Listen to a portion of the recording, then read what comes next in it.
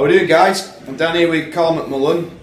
He's just finished a 12-week block of personal training with myself. He survived it. We've done a blog post on, kind of a written blog post describing the 12-week journey. A little bit about Carl. He came in obviously 12 weeks ago. Like I said in the blog post, he had that look in his eye that he was ready. I could tell that he was willing, ready and able to commit to the training. He disclosed some things to me while we did the initial sort of consultation, the initial chat, some things in his personal life that were motivating him. I don't know whether we'll go into that sort of detail today. That's kind of up to Carl as we sort of ask questions. And then he's, from my point of view, he's gone through the 12 weeks, fantastic progress. The pictures will show you that. He's actually lost 2 stone and 3 pounds, 5 3/4 inches off his waist measurement, and 9% body fat in 12 weeks, which is amazing. I think the weight loss is obviously a lot higher if you look at the fat he's lost. He's obviously gained a hell of a lot of muscle tissue, which the pictures will show. And in that respect, it's a recomposition program because we're changing his body composition. So I'm going to ask Carl a series of questions really, and then he's going to answer them. In terms of his results in strength, just before we start as well, that's something that was fantastic to work with Carl on, because you got a lot stronger, haven't you, Carl, over the programme. Just some figures really. He was bench pressing sort of 30 kilos, so 5 kilos either side on an Olympic barbell when he started. He finished up at 62.5 kilos for multiple reps. He obviously couldn't do any pull-ups when he started, any strict pull-ups, so at the end he was doing multiple pull-ups. He couldn't do any bodyweight dips, tricep dips on the parallel bars when he started, and he finished off. I mean, when we trained on Monday earlier in the week, he did 4 sets of 6 on the dips, which is really, really good. And his deadlift, 100 kilos for multiple reps. I think we went a little bit heavier than that for lower reps as well. So he's had good results in body composition and in strength, which is something that we do try and go in, improve both areas really. So, first question, Carl, what made you come into RM Fitness in the first place? Well, from a personal point of view, I had a previous bad 12 months. Personal life, my marriage broke down, my wife left me. Basically, that was the start of me putting the weight on. It had reached the lowest I've ever been in my life, obviously. And it was only my best mate who kept going on, and he could see how low I was getting. And the time just felt right that you guys were across the road, let's just at least have a conversation. So I came over to you, and I think the moment I came through that door and spoke to you, I think the time was right, and I knew it was right then to actually do something about it. Yeah. So. That was, like I was saying in the blog post, in the written blog post, that I could see that in his body language and in his face. As soon as he came in, he was ready. You could tell there had been things going on that we did discuss to a degree when we first met, but it was just a casual chat, and I could tell that he was at a low position where he was ready to move forward and he was going to commit to the training and move himself forward. So how did you actually feel at that time, Carl? What feelings were going through your head and stuff? At the start of the... Just kind of, before walking in, saying that few weeks before walking in. Yes, I had no confidence. My confidence was shattered. I was at the lowest ebb. I had no focus in my life. I was just coming to work, doing the same routine, going back to an empty house. I needed something to look forward to, and that's something I didn't have. So I knew this was going to help me and put all my energies and my focus into doing something for myself. Yeah, brilliant. If we just describe as well, Carl, like how that first month went, like we created the routine from day one and creating that perfect day and that sort of stuff with the gym session at the start of the day, and just describe how that got you moving forward, will you? Yeah, well, obviously when I came and spoke to yourself, didn't have any expectations, and obviously when you put down a plan and regarding the diet and regarding what the training is going to involve, and to be fair to you, you step by step it made me feel comfortable. I was quite focused and happy with what was going to happen in the first month, but it's a complete change of routine, and it's something, if you can adapt quickly, then obviously that's the best way forward for part of the training. It was a shock to the system, but the quicker you get used to it, I think. In what way was it a shock? I think it's more getting into a routine. I said once you get that routine up at a certain time, doing your routines throughout the day, eating the right thing at the right time, going to bed at the right time, and once you get into that routine, getting used to the food as well, and drinking the water, once you get into it quickly, then you're flying. Yeah. You know. To explain it, guys, well, first to explain this interview, this isn't scripted, this is actually the first time I've sat down and spoke to Carl since we only finished training. He's 12 weeks only finished a couple of days ago, and I've not actually seen him since then. This is the first time we were actually, so this is actually unfolding. I'm kind of discussing it with Carl, sort of live really. We've not sat down and had a chat before this or at any other point. We've kind of finished the training, and it's just been 12 weeks of brutal training, if I'm being honest, mainly in the weights room. And then this is kind of like as it's unfolding. So, next question really, have you got any kind of insight and tips to how people can, specifically around that first month, get into it quickly like you did? Because Carl made progress from the absolute get-go. I think I weighed him on the first day that he walked in. I didn't even wait till not even paid or anything. I just got him weighed and did his body fat and did his pitches because I knew he was going to do well there and then. So, and then I think within that first week he made like a lot of progress. Have you any tips in that respect for people? The biggest tip I can give to people is listen and discipline yourself. I think I didn't know what to expect, so I'm trusting you guys, and when I spoke to you, I put all my trust into you, just knowing if I followed what you say, that I'm going to get results. And that was the biggest factor. And if you said you need to go to bed at this time and do this and do that, that was the only way. I knew in my mind I was doing it right. Yeah. If I came out of that routine, you actually feel different and you don't feel comfortable.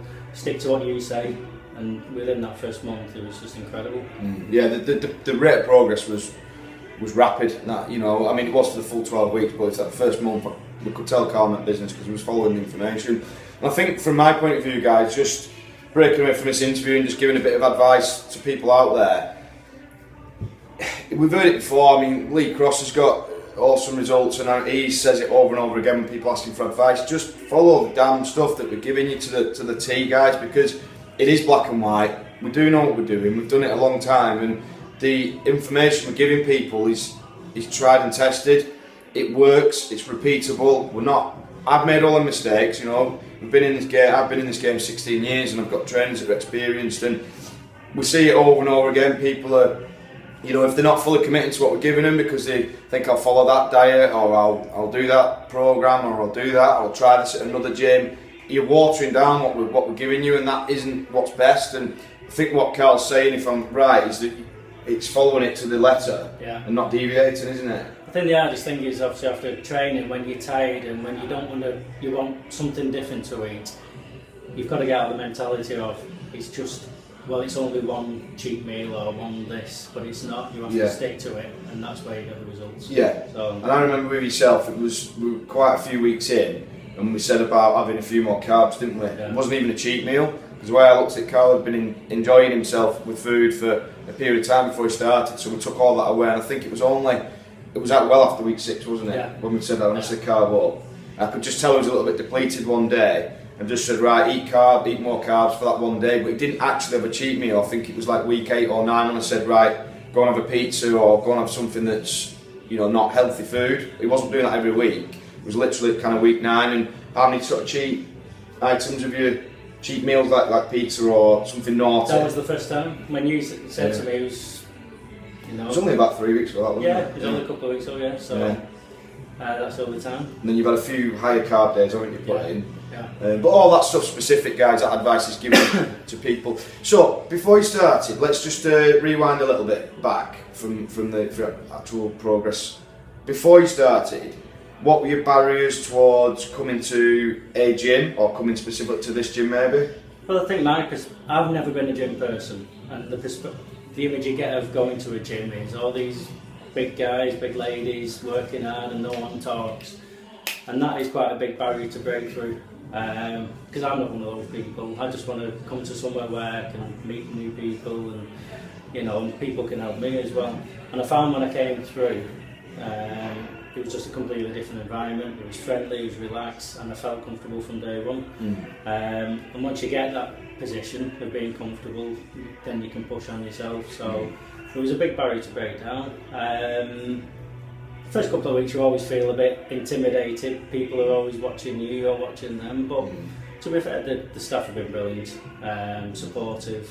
And I think without their support, you need that little extra support every so often. Without it, you can't do what you can achieve here. So, and it's just kind of like from observation. Carl's we've trained sort of early in the morning, sort of 7 o'clock-ish, and when we've been training when I've been personal training Carl, then you found that some of the other trainers tend to train themselves kind of after their first client, maybe, if they train a client 6:30 till 7:30, a few of my staff will then train themselves at sort of 7:30, 8 o'clock, something like that. So you've been in when it's been quite a serious environment. You've had kind of Gaz training them, Nicola's been training, and a few Mark and a few other guys, Sam's trained a few times, and that could be intimidating for some people because all the guys that work for me are at a good level. But has that kind of brought you up a bit, seeing the other guys kind of putting it in as well around you? Well, the human beings at the end of the day, they're not no different from ourselves. They're just at a different level of what they do. But they do their training, the professional people, and and you can learn off it. You can if you can introduce some of that professionalism into you, and part of the discipline. It's great. I've really enjoyed it. Yeah. That's good. So, another question for me, particular to help these guys and give them some insight, is I think sometimes people see the barriers that you've described, and then you've talked about how you felt comfortable and how you moved forward in that first for the 12 weeks.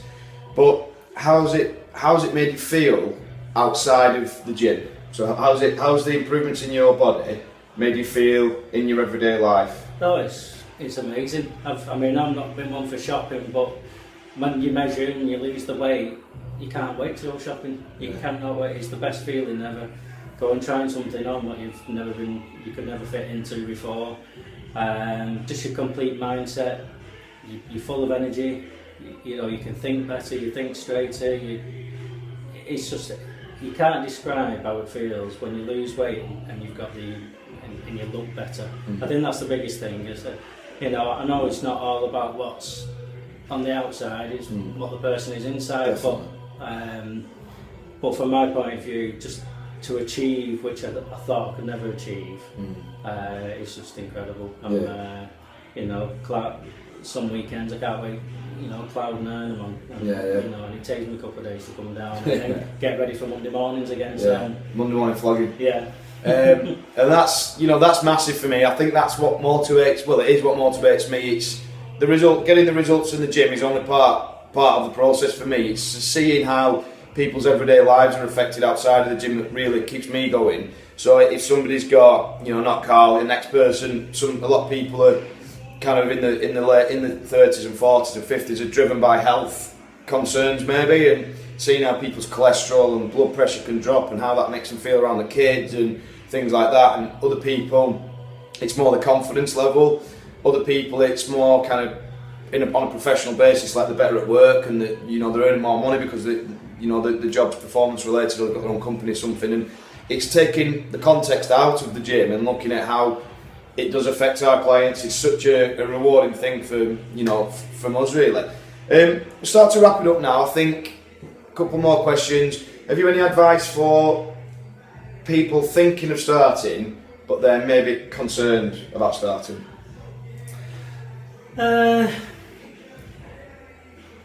What I found from my own personal points was the time was right. I think you have to feel the time is right in your own personal life. I was lucky enough, I've got my best friend talking to me all day, and he drove me to make that decision, and it's got to be right for people. But the advice is, come through that door and you need to have a conversation and you need to see the environment it is, what you're going to be working in, and your mindset will completely change. It's not just any ordinary gym, it's an environment, what you're going to achieve, something in your own personal life. So all I can say is you just need to come through that door and listen to Russ and the team, and they will change your mind and make you feel as part of the family here. Oh, that's good advice. Last question, Carl. What does the future hold for yourself? Well, I won't be going back to how I was. 2014, I want to get stronger. I can't believe the way I have been lifting and the weight loss I have, so it drives you forward to achieve more. So I'm looking forward to a big 12 months, and you just don't know where it brings you. I enjoy coming here, and that's what I'll continue to do, so I'm looking forward to next year. That's good. And I just want to say a big thanks to Carl, because you've been a model client really. You've done everything I've asked. I can't ask for any more than that, and you've got the results, and it's been a pleasure working with you.